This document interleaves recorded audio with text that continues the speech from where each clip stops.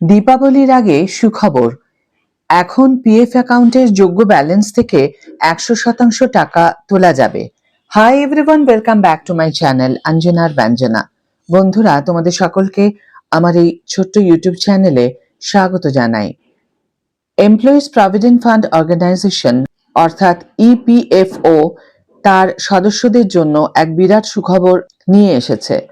সম্প্রতি অনুষ্ঠিত কেন্দ্রীয় ট্রাস্টি বোর্ডের অর্থাৎ সিবিটির 238তম বৈঠকে পিএফ অ্যাকাউন্ট থেকে টাকা তোলার নিয়মে বেশ কিছু গুরুত্বপূর্ণ পরিবর্তন আনা হয়েছে, যা কোটি কোটি ইপিএফও গ্রাহকদের জন্য বড় স্বস্তির কারণ হবে।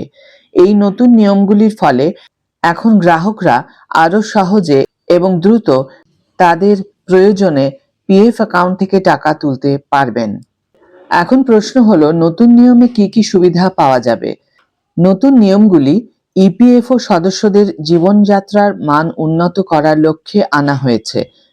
এই ভিডিওতে বিস্তারিত জেনে নেব আমরা নতুন পরিবর্তনগুলি সম্পর্কে। 100% টাকা তোলার সুবিধা। সবচেয়ে বড় পরিবর্তনটি হলো, এখন ইপিএফও সদস্যরা তাদের পিএফ অ্যাকাউন্টের যোগ্য ব্যালেন্স থেকে 100% পর্যন্ত টাকা তুলতে পারবেন। এর মধ্যে কর্মচারী এবং নিয়োগকর্তা উভয়ের অংশই অন্তর্ভুক্ত থাকবে। এটি সদস্যদের জরুরি প্রয়োজনে বড় অঙ্কের টাকা তোলার সুযোগ করে দেবে। 2. আংশিক টাকা তোলার নিয়ম সরলীকরণ। আগে আংশিক টাকা তোলার জন্য 13টি বিভিন্ন এবং জটিল নিয়ম ছিল, যা একত্রিত করে এখন মাত্র 3টি সহজ বিভাগে ভাগ করা হয়েছে।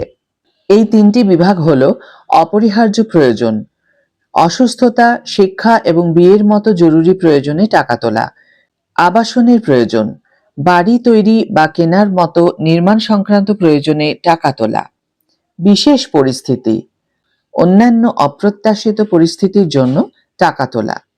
3. টাকা তোলার সীমা বৃদ্ধি। কিছু ক্ষেত্রে টাকা তোলার সীমা বাড়ানো হয়েছে, যা সদস্যদের জন্য খুবই লাভজনক হবে। যেমন শিক্ষার জন্য এখন শিক্ষার প্রয়োজনে 10 বার পর্যন্ত টাকা তোলা যাবে। বিয়ের জন্য বিয়ের প্রয়োজনে 5 বার পর্যন্ত টাকা তোলা যাবে। আগে যেখানে শিক্ষা এবং বিয়ের জন্য মোট মাত্র 3 বার টাকা তোলার সুযোগ ছিল, সেখানে এই পরিবর্তনটি একটি বড় পদক্ষেপ। 4. ন্যূনতম পরিষেবার সময়কাল হ্রাস। আংশিক টাকা তোলার জন্য প্রয়োজনীয় ন্যূনতম চাকরির সময়কাল কমিয়ে এখন মাত্র 12 মাস করা হয়েছে। এর ফলে নতুন কর্মীরাও প্রয়োজনে সহজে টাকা তুলতে পারবেন। 5. বিশেষ পরিস্থিতিতে কারণ দর্শানোর প্রয়োজন নেই। আগে প্রাকৃতিক দুর্যোগ, লকআউট বা বেকারত্বের মতো বিশেষ পরিস্থিতিতে টাকা তোলার জন্য নির্দিষ্ট কারণ দেখাতে হতো, যার ফলে অনেক সময় আবেদন বাতিল হয়ে যেত। এখন থেকে এই বিভাগে টাকা তোলার জন্য সদস্যদের আর কোনো নির্দিষ্ট কারণ দেখানোর প্রয়োজন হবে না, যা আবেদন প্রক্রিয়াকে আরও সহজ করে তুলবে। এই নতুন নিয়মগুলি নিঃসন্দেহে ইপিএফও গ্রাহকদের আর্থিক সুরক্ষাকে আরও মজবুত করবে এবং জরুরি পরিস্থিতিতে তাদের পাশে দাঁড়াবে।